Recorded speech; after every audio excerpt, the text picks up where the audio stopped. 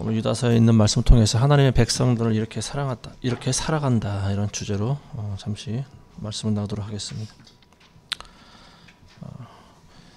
오늘 창립 이제 8주년 기념 예배를 드린 날인데요.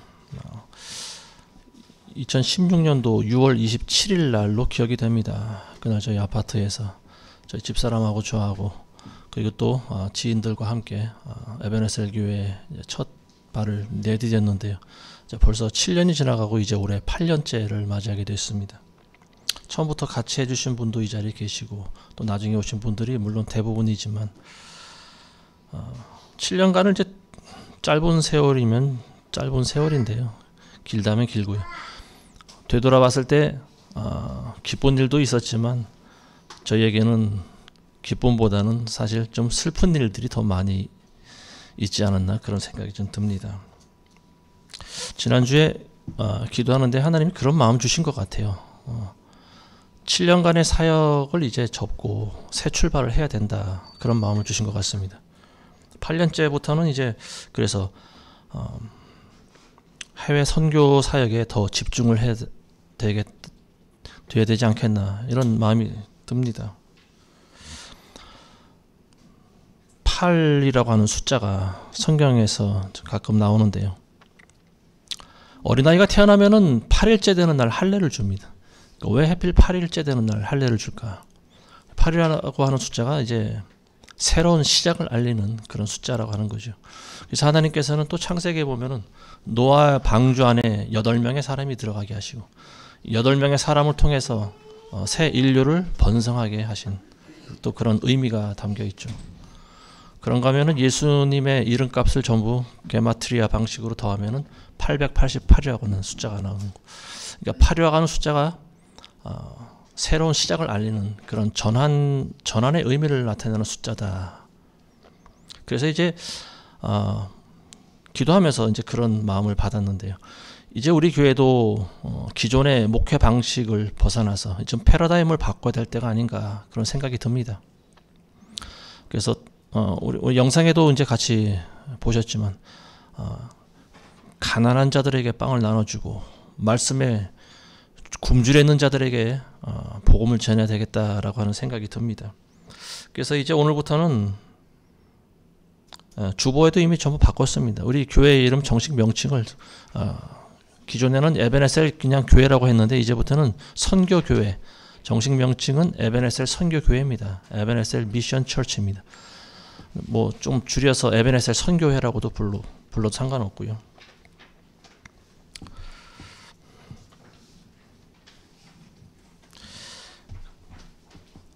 그러니까 요즘 드는 생각이 자꾸 이제 하나님께서 그런 마음을 주시는 것 같은데요. 먹지 않으려고 하는 자에게 굳이 자꾸 말씀을 줄 필요가 없다라고 하는 거죠. 그래서 지금도 우리가 시선을 조금 멀리 돌려보면은요. 가난하고 굶주리고 그리고 복음을 모르는 나라들이 얼마든지 많이 있다라고 하는 겁니다. 물론 선교사들이 물론 다 들어가 있겠죠. 그렇지만 그런 자들에게 다가가서 말씀을 전하고 또 빵을 전달하고 이 일들이 마지막 때 하나님께서 우리에게 주신 그런 사명이라고 하는 거죠. 우리가 뭐 다른 우리나라에 뭐 중대형 교회들이 많이 있고 또 그런 일들을 우리와는 비교가 안 될 정도로 많은 사역을 감당하고 있지만 그래도 우리는 그 일을 해야 된다라고 하는 거죠. 우리가 가진 것이 많아서 나누는 것이 아니에요. 가진 것이 없지만 우리가 나눌 때 하나님께서는 오병이의 기적으로 채워주실 줄로 믿습니다. 내 시작은 미약하지만 나중은 심히 창대하게 되리라.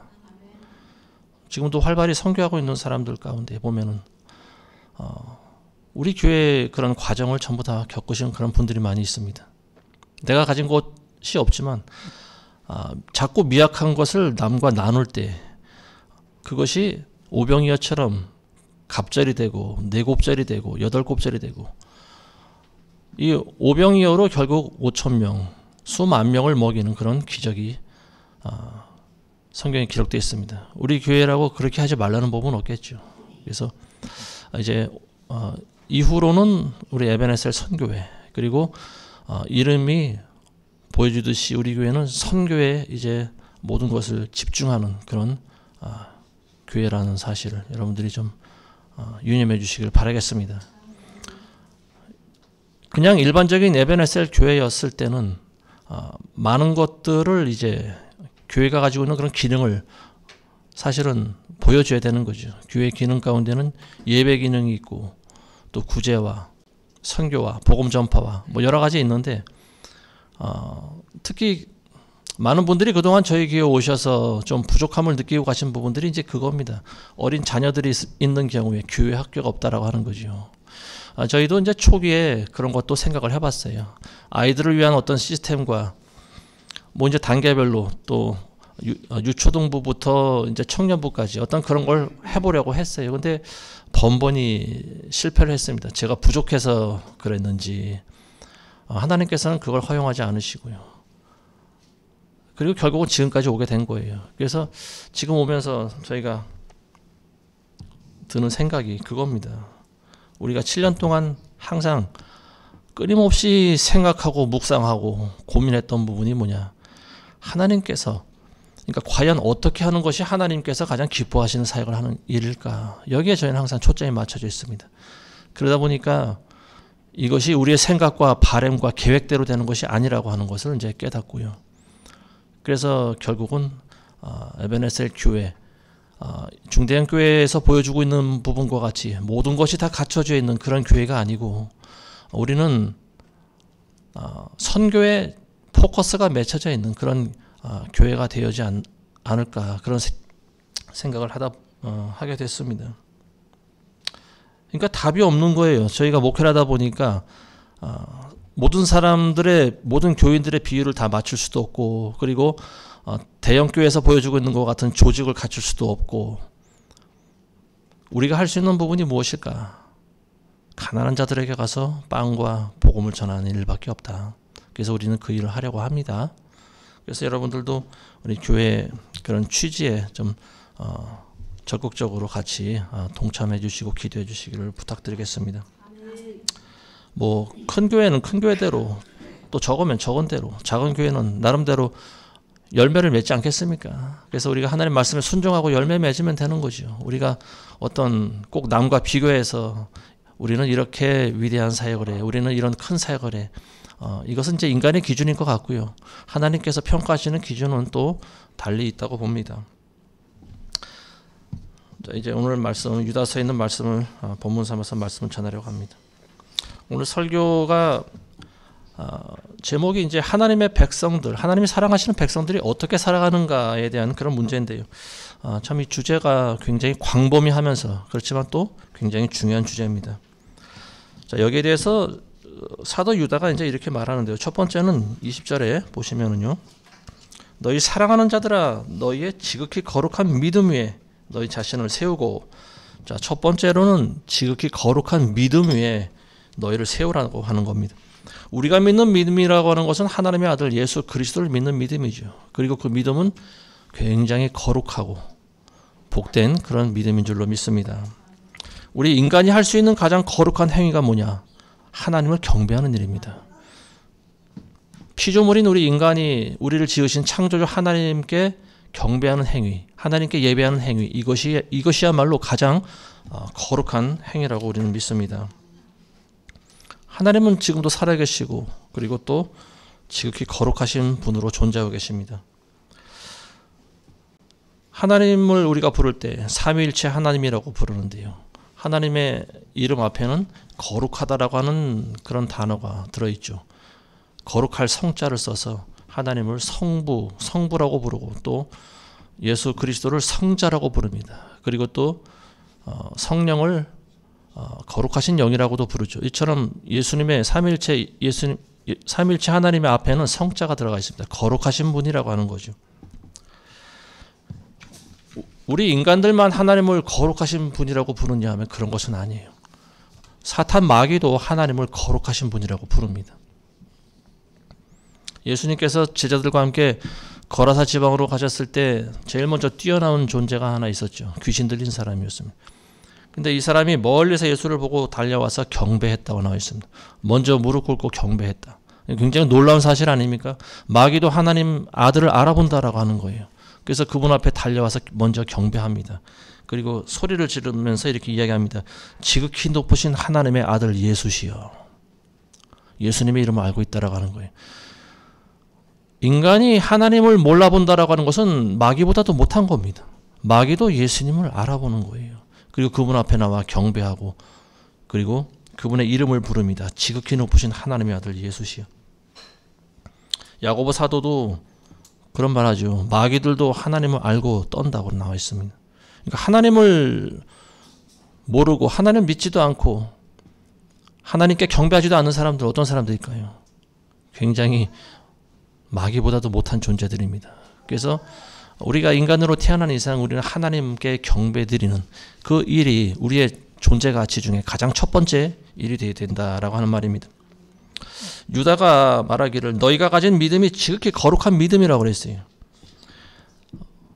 우리가 거룩해서 우리가 가지고 있는 믿음이 거룩하다라고 하는 것이 아니겠죠. 우리가 믿음을 가졌을 때 우리는 지극히 거룩하신 존재 하나님께로 나갈 수 있다라고 하는 말입니다. 그래서 우리가 가지고 있는 믿음이 지극히 거룩한 믿음이라고 부르는 거예요. 이 거룩한 사람들은요, 거룩한 열매를 맺게 되어 있습니다. 성령의 9가지 열매가 이제 바로 그런 것들인데요. 이처럼 거룩한 믿음 위에 우리 자신을 세워야지 열매를 맺는 것이지 엉뚱한 곳에 우리 자신을 세우면 안 된다라고 하는 말입니다. 잘못된 이단 사설 이런 사이비 종교 같은데 이런데 우리 자신을 세우시면은 열매도 못 맺을 뿐더러 구원을 받지 못한다라고 하는 말입니다.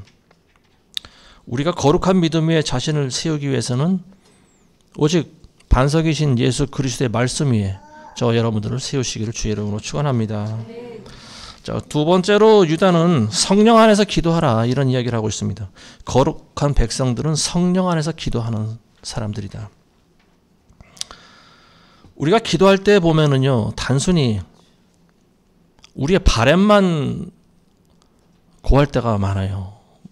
어떻게 이렇게 저렇게 해 주시옵소서. 우리의 바램만 늘어놓을 때가 많이 있어요. 그리고 마치 하나님께 당당하게 요구를 합니다. 하나님께 맡겨둔 것 같이 맡겨둔 거 달라고 요구하는 것처럼. 물론 우리가 하나님의 아들이기 때문에 하나님께 나아갈 수 있는 권세도 있고요. 기도할 수 있는 권세가 있습니다. 그리고 그 기도가 하나님 보시기에 합당하면 하나님께서는 반드시 이뤄줄 줄로 믿습니다. 근데 기도라고 하는 것이 따발총처럼 우리의 어떤 소원만 늘어놓는 것이 기도가 아니라고 하는 거지요. 진정한 기도는 우리가 하나님의 음성을 듣는 겁니다. 하나님께서 우리에게 뭐라고 말씀하시는지 하나님의 음성을 듣는 거예요. 그래서 우리가 기도하는 거지 저와 여러분들의 소원을 하나님께 들어달라고 요청하는 그것만이 기도가 아니라고 하는 거죠. 우리가 하나님의 음성을 언제 들을 수 있습니까? 성령 안에서 기도를 해야 된다라고 하는데 우리가 성령 안에 있을 때 하나님의 음성이 들리는 거예요. 구약에 보면은 어린 사무엘이 하나님의 성전 안에서 자랍니다. 밤에 잠을 자는데 하나님께서 사무엘을 부르셔요. 사무엘아, 사무엘아. 어린 사무엘은 처음에는 엘리 제사장이 부르는 줄 알았습니다. 근데 이런 일이 3번이나 반복되고 나서야 비로소 하나님께서 나를 부르시는구나 알게 됐습니다. 성전 안에서 먹고 자라며 생활한 어린 사무엘에게 있어서는 하나님의 음성 듣는 것이 지극히 자연스러운 일인 거예요. 성전 안에서 잠을 잔다는 것이 오늘날 어떤 의미를 지느냐? 성령 안에서 거해야 된다라고 하는 말입니다. 하나님 안에 거해야 된다라고 하는 거죠. 그리스도인들은 항상 성령과 함께 동행해야 되는데요. 먹든지 마시든지 무엇을 하든지 항상 우리가 하나님의 일을 생각하고 그리고 하나님의 뜻에 순종하기로 결정하고 살아가는 그 모든 것들이 성령 안에서 이루어져야 된다라고 하는 말입니다. 우리가 지금 가고 있는 길이 어떤 길인가? 이 길의 목적지가 어디인가? 우리는 무엇을 보고 달려가는가? 이걸 우리는 항상 판단해 보지 않으면 안 된다라고 하는 말입니다. 우리 앞에 있는 분이 예수님이 되어야 됩니다. 그 길의 목적이 예수님이 되어야 돼요. 근데 우리는 좌우도 돌아보지 않고 열심히 달려왔는데 근데 알고 보니까 우리가 달려온 길이 넓은 길인 거죠. 넓은 길의 마지막에 누가 있을까요? 누가 우리를 마중하러 나올까요? 사탄 마귀가 나오는 겁니다. 그때 가서는 늦죠. 후회도 소용이 없습니다. 자, 우리가 성령 안에 거해야 하나님께서 우리에게 응답을 주시고 또 하나님의 음성을 들을 수가 있다라고 하는 겁니다. 성령 안에 거한다라고 하는 말이 사실은 쉬운 그런 말이 아니죠. 어떻게 해야 성령 안에 거할 수 있을까? 이제 우리가 종종 우를 범할 수 있는 것이 이제 그런 부분이에요. 성령께서 우리 안에 거하신다고 해서 우리가 항상 성령과 동행하는 것이냐? 꼭 그런 것은 아니죠. 성령으로 충만하다라고 이렇게 말할 때는요, 우리가 성령 안으로 들어가는 것입니다. 성령께서 우리를 감싸는 거예요. 마치 성령을 무슨 에너지나 능력이나 뭐 그런 것으로만 치부하는 경우가 있어요. 그래서 내가 하고 있는 일들이 다 하나님께서 좋아하시고 기뻐하시는 일일 거야. 물론 대부분의 이분이 정말로 성령으로 충만한 분이고 항상 하나님과 동행하는 그런 사람이라면 가능도 하겠죠. 그렇지만 그리스도인들 가운데 그런 사람들은 결코 많지 않다 이렇게 보여집니다. 우리가 성령으로 충만하지 않을 때 우리가 하는 기도가 자칫하면은요, 마귀가 역사할 수 있는 통로가 되기도 한다라고 하는 말입니다.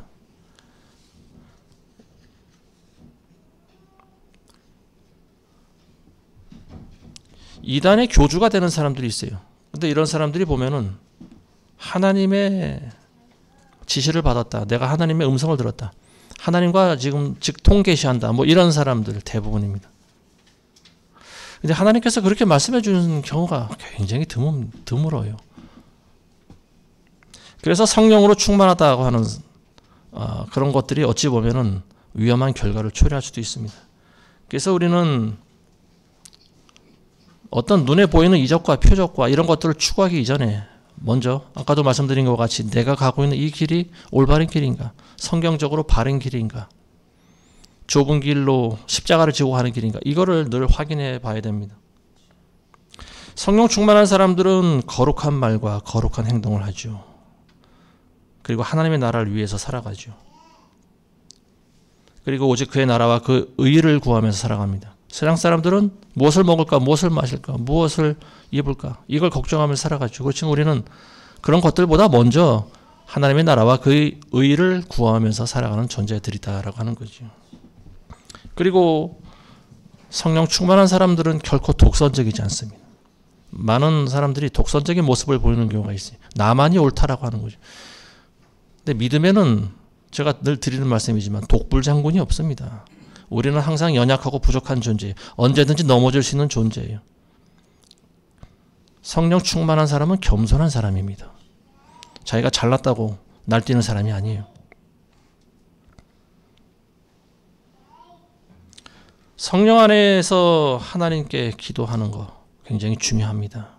나의 모든 사고가 하나님의 나라를 위해 초점이 맞춰져 있는가 이걸 우리가 살펴봐야 됩니다. 그리고 내가 하는 일들이 하나님이 기뻐하시는 일일까? 내 기도가 이게 하나님이 기뻐하시는 기도일까? 우리는 그런 것들을 이제는 곰곰이 생각해 볼 필요가 있습니다. 어린아이일 때는 물론 우리가 어떤 그런 단순한 차원의 그런 기도도 하나님이 응답을 하시죠. 그렇지만 점점 믿음이 자라고 또 영적인 지식이 쌓여가면서 종종 우리 기도를 하나님이 응답하지 않을 때가 있습니다. 그럴 때는 우리가 조용히 무릎 꿇고 잠잠히 하나님의 뜻을 구해야 돼요.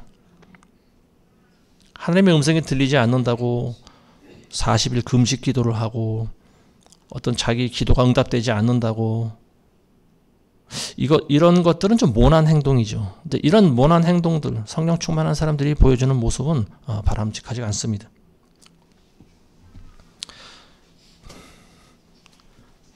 서두에 이제 저희가 이제부터는 선교에 더 집중하겠다고 했는데요. 종종 하나님께서 기도할 때 그런 거를 보여주실 때가 있는데 뭐 이런 말하는 것 자체도 사실 좀 조심스럽습니다. 왜냐하면은 저도 그런 걸 조심하라고 이야기를 하기 때문에 그래요. 그럼 뭐 너만 그런 거 보고 그럼 우리가 보는 건 다 거짓이냐 그런 의미는 아니에요. 이런 것들을 우리가 잘 분별해 봐야 된다고 하는 거죠. 그리고 이런 것들이 과연 정말로 하나님께서 우리에게 주신 것인가 그렇지 않은 것인가 우리는 이걸 판단해 봐야 된다고 하는 거예요.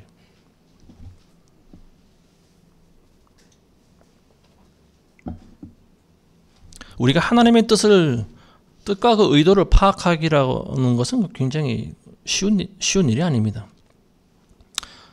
하나님의 말씀도 뒷받침이 돼야 되고요. 우리의 삶도 또 그에 따라 비례해서 올바른 삶을 살아가야 되는 거고요. 어디 뭐 하나든지 뭐가 나는 행동을 하면 안 된다라고 하는 거죠. 그래서 예수님께서는 전도하는 가장 좋은 길이 너희가 서로 사랑하는 모습을 보일 때 자연적인 전도가 일어난다. 예수님께서는 그런 말씀하시지 않습니까?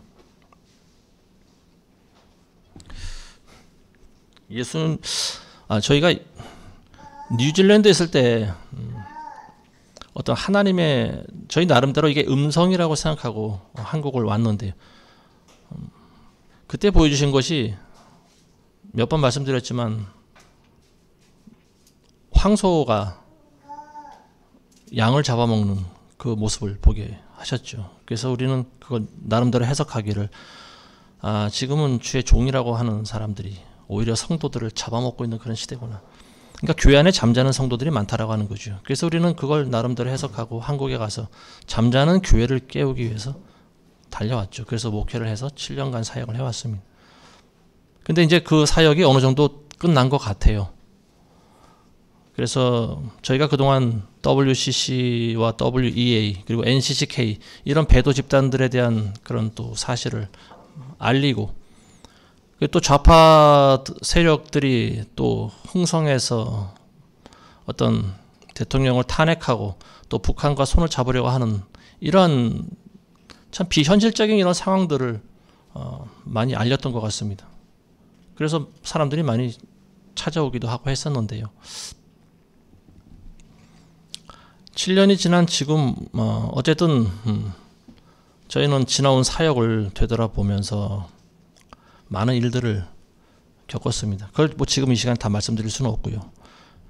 그리고 요번에 이제 어떤 8주년 되면서 에베네셀 교회를 선교회로 바꾸게 된 계기가 사실은 하나님으로부터 주신 그런 음성에 우리가 순종해야 되겠다 하는 것이 사실은 좀 더 크죠.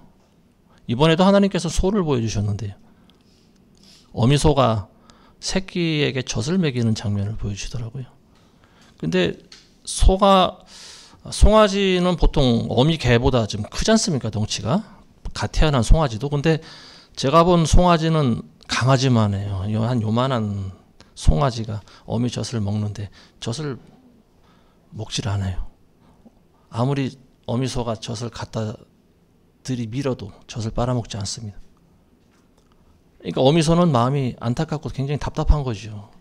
그래서 이거를 좀 계속 먹이려고 소가 자기 젖을 물어뜯고 젖을 돌려서 이렇게 좀 부드럽게 해서 먹이려고 하는 것 같아요. 그래서 갖다 대는데 입을 조금 갖다 대고 빠는 신용만 하더니만 먹질 않아요. 근데 가까이서 보니까 그 송아지 말고 송아지 2마리가 더 있어요. 어미소 그 배 밑에 2마리 송아지가 앉아있는 똑같은 크기입니다. 강아지만한 송아지 2마리가 무릎 꿇고 거기 앉아가지고 잠을 자고 있더라고요. 그걸 보여줬습니다. 그래서 드는 생각이 그거예요. 이게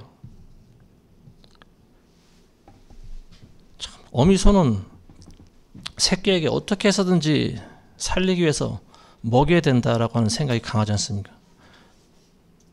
근데 아무리 먹이려고 해도 새끼 소가 먹질 않는 거예요. 억지로 먹일 수 있을까요, 소가? 짐승들은 보통 자기가 살기 위해서 빨아먹지 않습니까, 젖을. 근데 빨아먹질 않아요. 뭐 사람들은 억지로라도 뭐 먹이는 그런 기술이 있으니까 억지로라도 뭐 닌게를 꼽아서라도 먹이겠죠. 근데 소는 그렇게 하지 못해요. 자, 이걸 보고 나니까 그런 생각이 드는 거예요. 하나님의 마음이 이렇겠구나. 이게 뭐 굳이 우리 교회라고는 말 안 하겠습니다. 한국교회 아니면 전 세계에 있는 모든 교인들의 영적인 상태일 것이다. 이렇게 저는 해석을 하는 것이 옳다고 봅니다. 하나님께서는 저와 여러분들에게 말씀을 주십니다. 그리고 그 말씀은 생명의 양식입니다. 신령한 젖과 같은 겁니다. 우리는 그 말씀을 먹어 살아가는 거예요. 근데 이미 내가 많이 먹었다고 생각하는 사람들은 더 이상 말씀을 먹질 않아요. 내가 이미 알았다 하는 사람들은 더 이상 하나님을 알려고 하지 않습니다. 근데 하나님의 눈으로 볼 때는요, 삐쩍 말라 있어요. 잘하질 못하고 있어요. 영적인 미수가 들입니다. 우리나라에 물론 모든 교회가 그렇겠지만 우리나라에 국한돼서 보면 우리나라 교인들의 영적 수준과 영적인 상태가 미수가라고 하는 거예요. 왜냐하면 어미의 젖을 먹지 않습니다. 뭘 먹었는지 몰라요. 입맛이 없어서 안 먹는지 배가 불러서 안 먹는지. 삐쩍 말라 있어요. 강아지만 해요. 송아지가 강아지만 하더라고요. 근데 잠을 자고 있어요. 먹지는 않고 잠만 자요. 이 상태가 계속되면 어떻게 될까요? 생명을 잃겠죠. 우리나라 교인들의 영적인 상태라고 봅니다.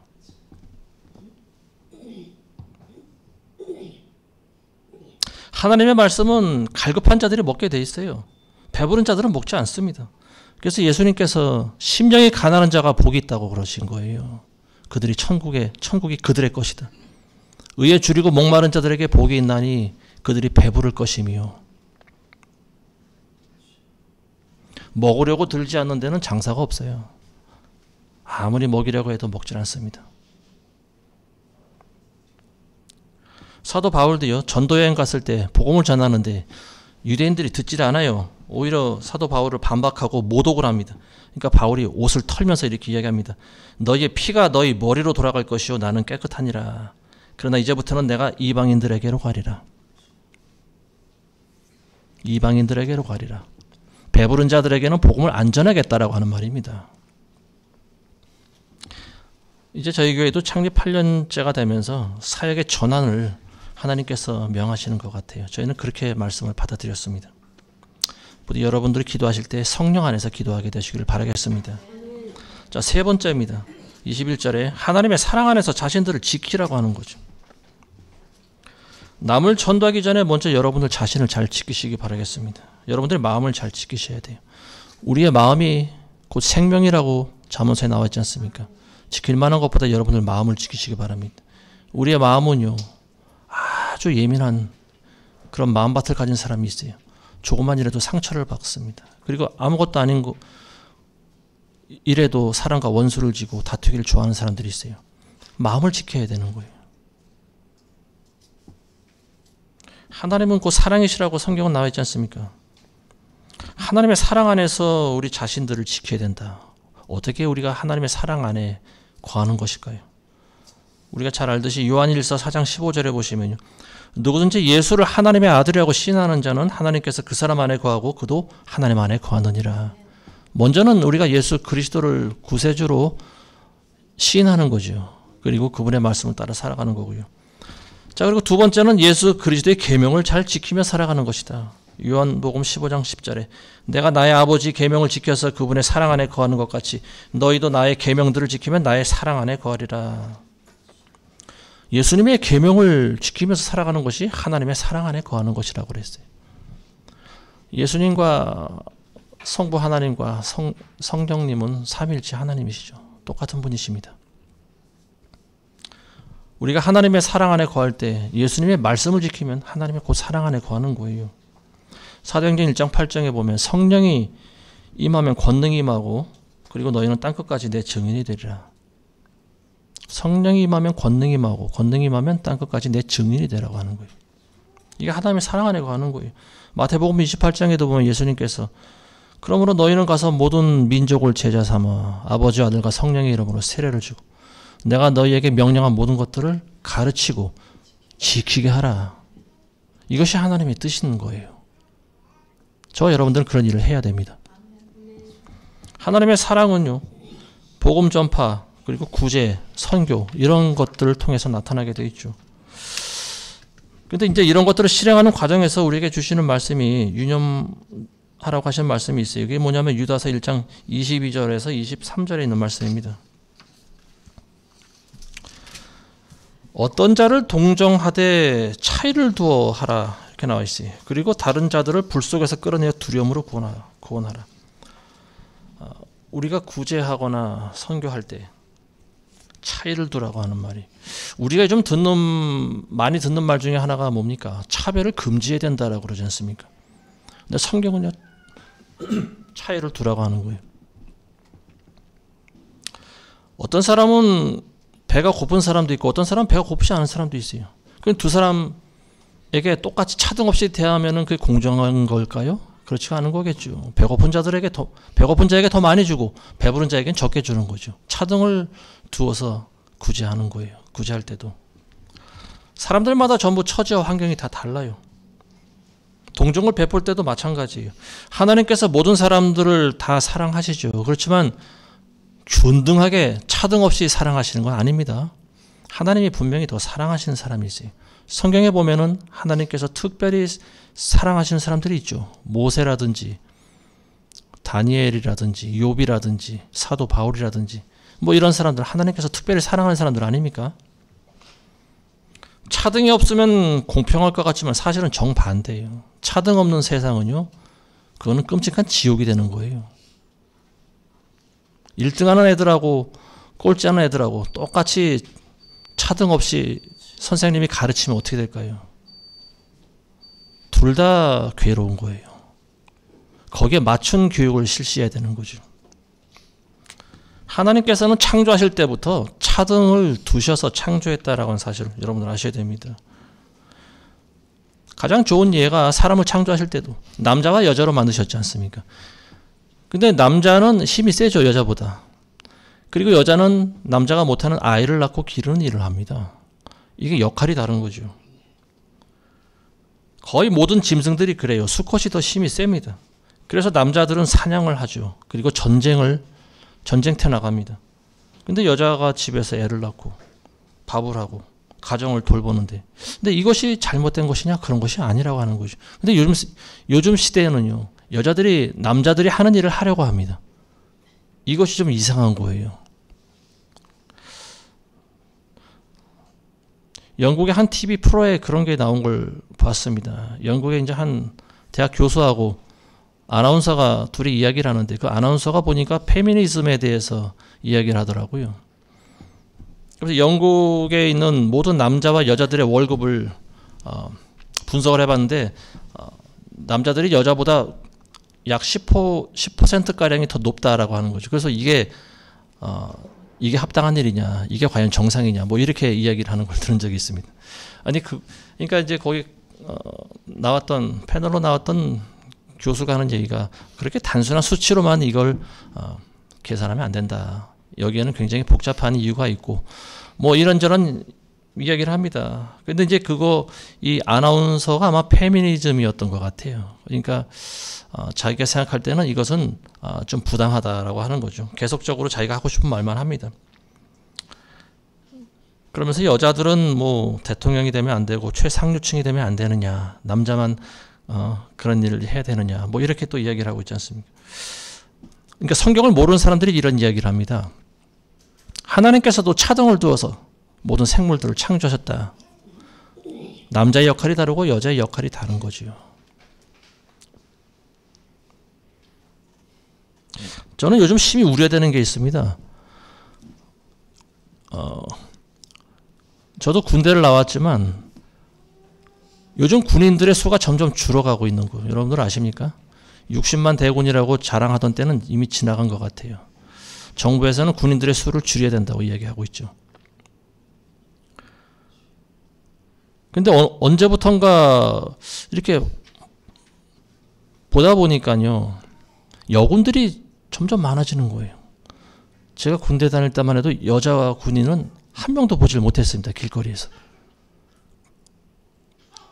왜냐하면 여군들이 하는 일이라고 하는 것은 뻔해요.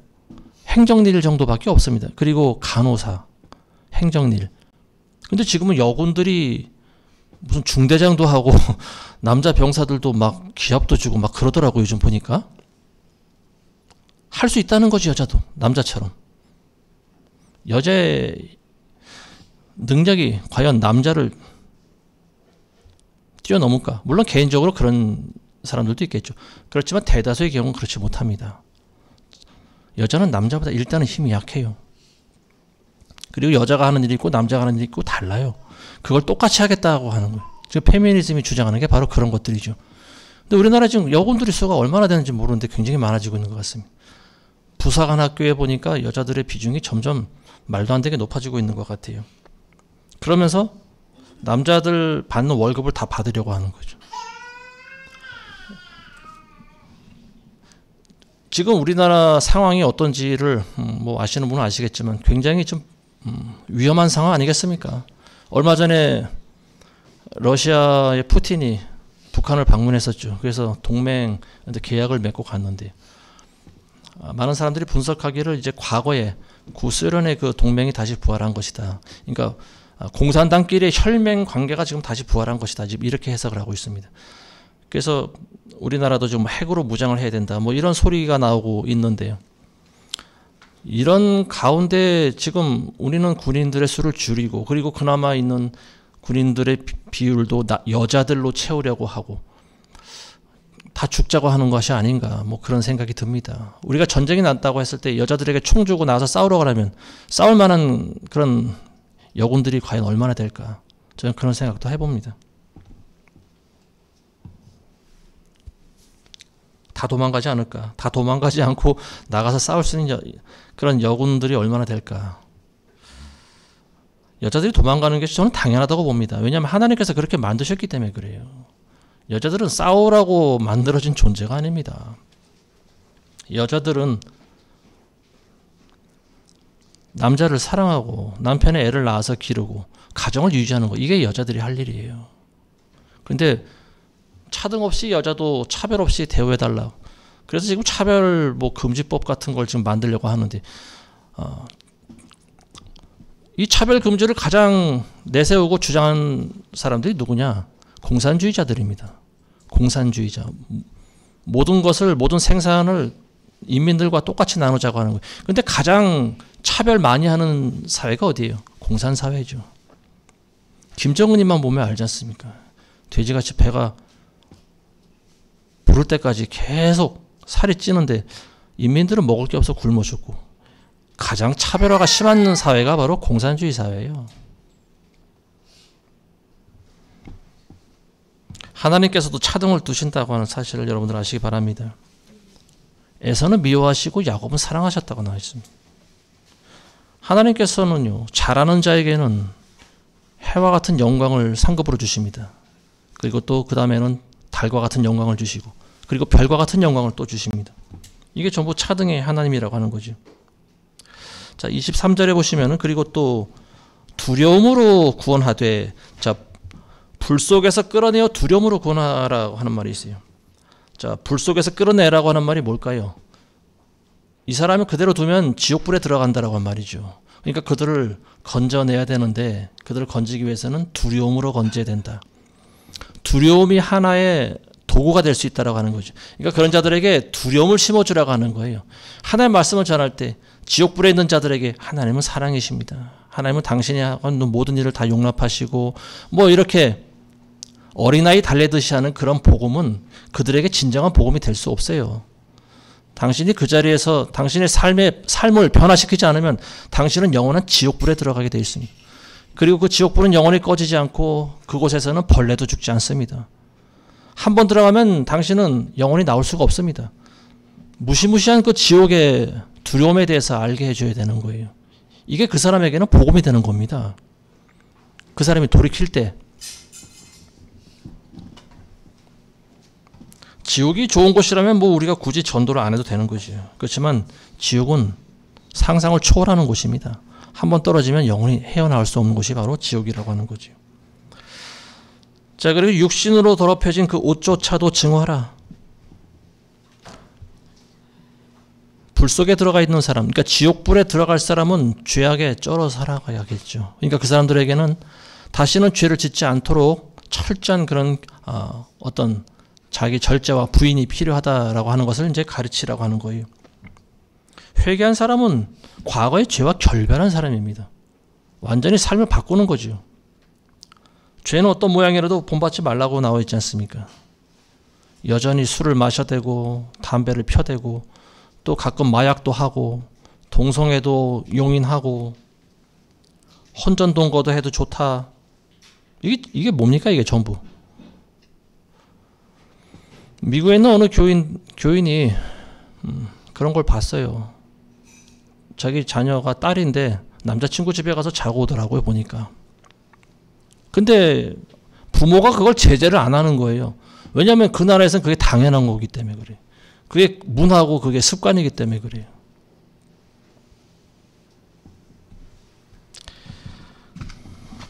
자, 마지막 네 번째입니다. 21절에 하나님의 사랑 안에서 너희 자신을 지켜 영원한 생명에 이르기까지 우리 주 예수 그리스도의 자비를 기다려라.